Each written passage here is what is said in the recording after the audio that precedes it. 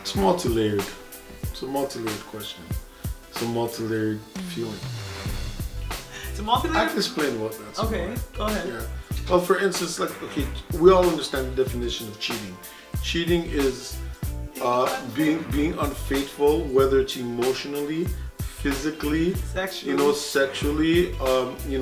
There's multiple things. Financially, anything that you're unfaithful in, not being transparent, not telling the truth, actually robbing from someone, what they deserve and giving it to somebody else. In that relationship, yeah. In that relationship is what I would consider cheating. That's good. I would agree. You know what I mean? And there's so many, because there's emotional cheating, where you're giving someone else. So basically, when you take something that should belong to your spouse, your significant other, and give it to somebody else, I think that kind of comes around into the scenario of cheating. Yeah. So you can do that emotionally, where you're now confiding in someone in the way that you should be able to confide in with your spouse.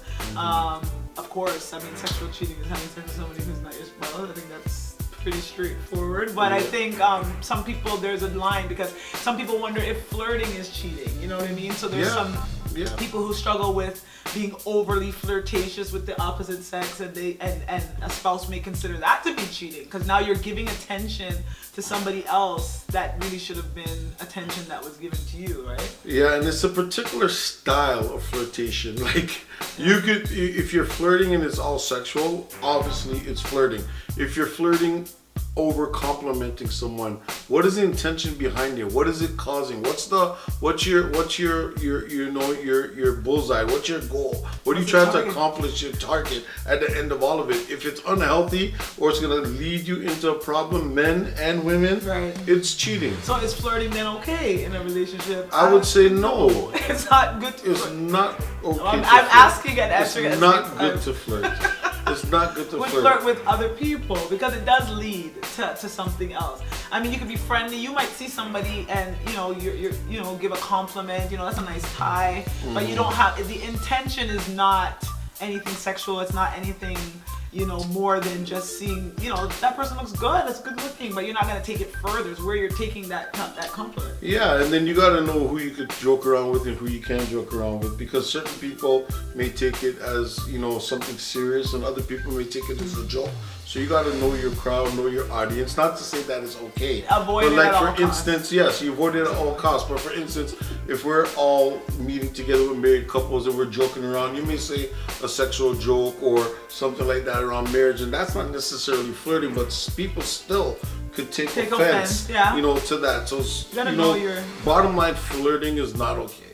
Right. So forget it. So just forget all of it. No cheating, no flirting. Just stay safe, okay? And just avoid it and you're good.